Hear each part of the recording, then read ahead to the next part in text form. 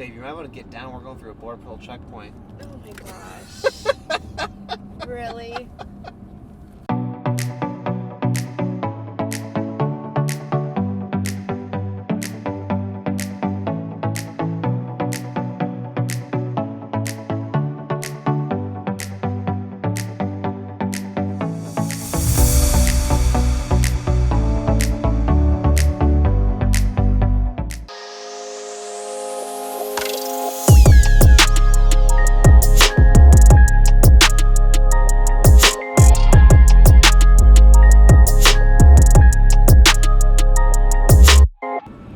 Left El Paso. That was a rough drive. So it was about what? It was about 11 hours of driving from San Diego, and it was 10 hours. It was almost 11. It was like 10:41. But then with all the stops and all that, we added like 3 hours on to the driving. So that was a total of like almost 14 hours. Just getting in and out of the car, gas, stuff like that. Yeah. It was rough because the girls near the end just had a breakdown. Especially Adeline. Yeah, she just Just started went crazy. screaming. So, I'll tell you what, these Kindles are a freaking lifesaver. Yep. Worth their weight in gold. Like, honest, I mean, they're not that expensive either. I think that they're like $100 a piece. I'll put a link below what we use at Kindles, and then we can like connect them to my iPhone through a mobile hotspot. So if they want to like do something like watch a movie or something like that, and then we got these little. We haven't used these yet, but We used it last night for yeah, like for the an phone. hour. So they're perfect. They're just like little collapsible. These are like, and I'll put a link down below too. These are like 15 or 14 bucks, something like that. So if they want, they can watch a movie on that. So we kind of planned stuff really good, but like we ran out of snacks. There was Speed limit, maybe. oh, is it? But we're in end work zone. Oh, okay, we're good. Now we can speed up. So we were just talking about,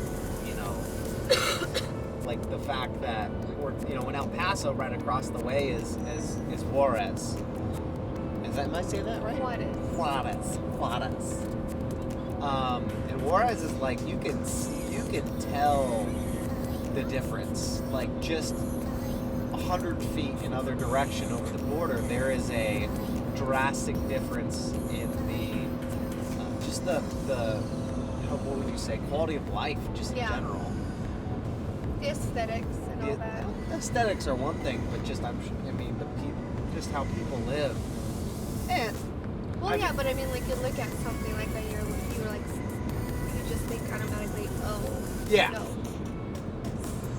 It looks like people live in impoverished conditions based upon the aesthetics of the area. Yeah. Oh, absolutely. Which maybe it's not true. No, like I've seen some houses that look like crap. Like we're looking at those houses in Guam, and like some of them look, because just the weather, they kind of beat up the house on the inside, but on the inside they're immaculate sometimes. Yeah. So, but when it comes to stuff like that, like it's definitely if you live in the United States, you are lucky beyond no belief. Like, and that's the one argument that there's still people who live in poverty. Absolutely, there's still people that live in bad conditions. But I think the World Bank did a study that basically, if you make more than $2 a day, you are already better than 50% of the world's population. And then I think it's if you make $14,000 or more, it might be a little bit more now. Don't quote me on that. But you're in the world's 1%. People on like food stamps and welfare, the equivalent of that money is what they're getting. So, now I'm not saying that there's people that live in bad conditions, absolutely, but the good thing that I love about the U.S. and obviously, being in the military, stuff like that, the upward mobility of everyone is very accessible. Yes, there are hard times that people will go through, and there's definitely I wouldn't call them roadblocks, but detour. There's some times where things will be hard for some people compared to others, and I'm not denying that. It's just sometimes you just got to understand that, life deals some people a bad hand, and they just have to overcome that. But if you're born in the U.S., you kind of have a leg above everyone else in the world. I don't know. What are your thoughts on that? Yeah, I mean, I don't think it's just like if you're born in the U.S. I think also if you live here, yeah. If you live here, if you're not a just citizen. if you're born. Oh yeah, if you reside here, if your residence is in the United States, yeah. And you don't have to be a U.S. citizen either. You can have like a permanent resident card and still be well off. Oh yeah. It's just what you make it, your attitude towards it, and how bad you want it. Yeah. And that goes with anything in life in general. Like, how bad do you want something? How bad do you want to get there? How hard do you want to try? What are you going to let stand in your way? And we're talking about learned helplessness. There's a good image that I'll show you here. It's a horse tied to a chair. It's full. If you can see it, I mean, that horse could definitely, by all means, just take that chair for a ride. But it's learned through in a sense, what they call learned helplessness, or classical conditioning. Every time that horse got tied up to something, it knew it couldn't move, so it just learned through conditioning that it couldn't do anything.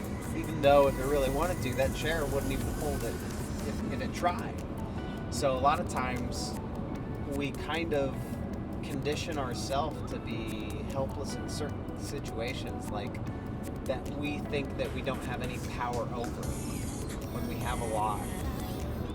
And it's understanding what we can overcome and what we can do to basically get better.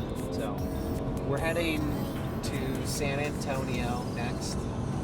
So San Antonio, hopefully the girls will sleep in, but we're in no rush, because from San Antonio, we're going to go to Houston, and I think it's only like 3, maybe 4-hour drive. It's not that far. So we're going to do some stuff. We're going to go see the Alamo tomorrow. We'll go, I don't know, what else, maybe sit down restaurant, maybe do Texas Roadhouse in Tejas. Well, if we have time today, yeah, tonight. we'll do it tonight, and depending how late we get and how many stops we take. Yeah, I know that. It's like for every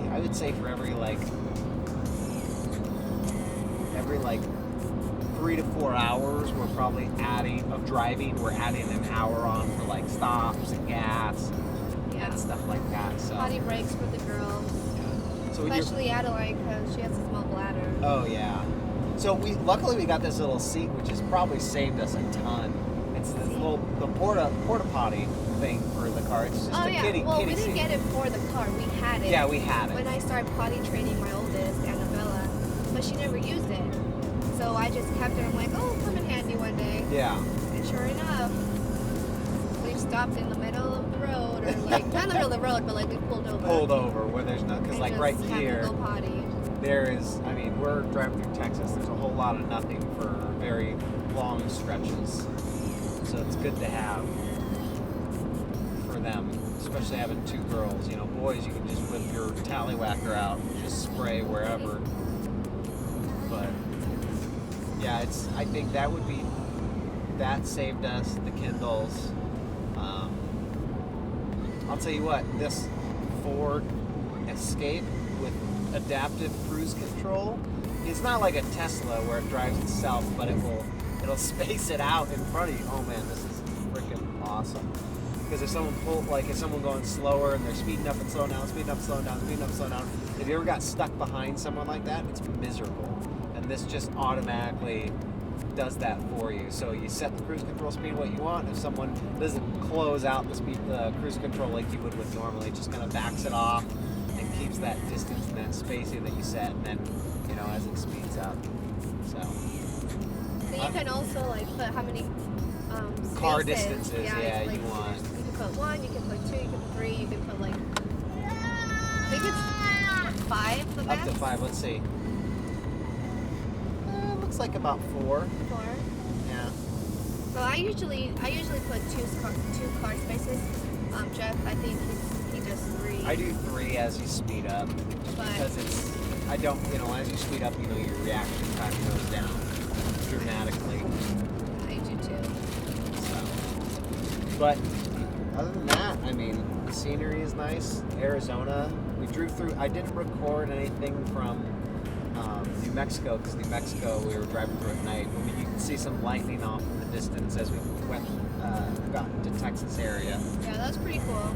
Well, I like lightning. So anytime I see lightning, I think it's awesome. She grew up in a non-rainy state, California, so rain I've seen is lightning. like, oh my gosh! No, I've seen lightning, and I used to live in Sacramento. Sacramento, it's still California. There's barely rains there. No, there was a lot of You're rain. still During in the desert. winter season.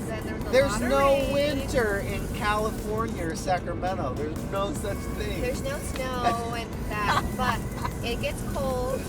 That's not winter. That's We just had an extended strong fall. rain. It's an extended fall. No. I wouldn't even call it fall. We've had thunder and lightning, so. So for all you people in those northern states that know cold, she doesn't know cold. All trucks must stop when flashing. Good thing we're not a truck. 70 miles an hour. Do you want to talk about that needle? Oh my gosh, tell them about that. So we stopped at Walmart. Where was it? In Arizona? Yeah, Arizona. No, it was in. Arizona. No, it wasn't. It was. No, it wasn't. It was in El Centro. Oh yeah. We haven't reached Arizona yet. Yeah, it was in so we started in California. Yeah. And Jeff took Annabella and Misty, so Misty can go use the potty. And then Adeline freaked out because she wanted to go with Daddy, and then said, "No, you're coming with me." So she threw this loud, annoying, embarrassing fit. She wouldn't stop crying. I was trying to hold her in my arms, and put her in the shopping cart, and she's not letting me, and she was just screaming. She has lungs. She can scream so loud where it makes your ears ring. And it's high pitched. And it's really high pitched. So everyone, obviously people were getting me looks, and then I thought people were thinking I was kidnapping her or something. Babe, you might want to get down. We're going through a border patrol checkpoint. Oh my gosh. Really? Just kidding. But seriously, you might want to get down. Don't do that. I'm not. I'm grabbing my ID. Because that won't look suspicious as shit. I'm just grabbing my ID just in case you need it. I think they'll be fine. I think they're going to see my white face and let it go.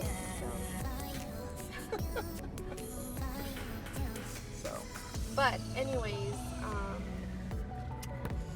so I finally get her in the shopping cart, and I put her in the shopping cart and I start going, and these two older ladies come up and they stop, so I stop, and sorry, I'm distracted. Don't run away. Misty.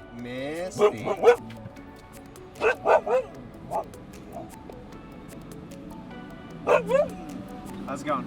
Yep. Misty. She's that drug dog, and she wants to play. That's why I'm why is she barking? And it just clicked. I know she's that canine dog. Oh yeah. I like how he's like U.S. citizens. We just nod. Okay, anybody can just lie and say you're U.S. citizen. Well, it's like I just redid one of my security clearance, and they asked, one of the questions is, what was it? Have you ever knowingly supported any? Stop putting your cup in there. I forget. I don't do this all the time like you do.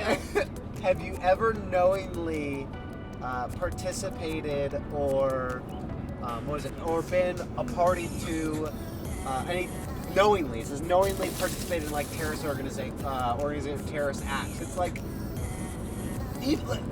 obviously no, but why even ask that question? Because they want to know. I know, but it's like going through. I get it. You're going through, but like, are you U.S. citizens? Like, yeah, okay, that's all it takes. I guess it's like one of those like you'd be lying to authorities, so it would be. I mean, I don't know.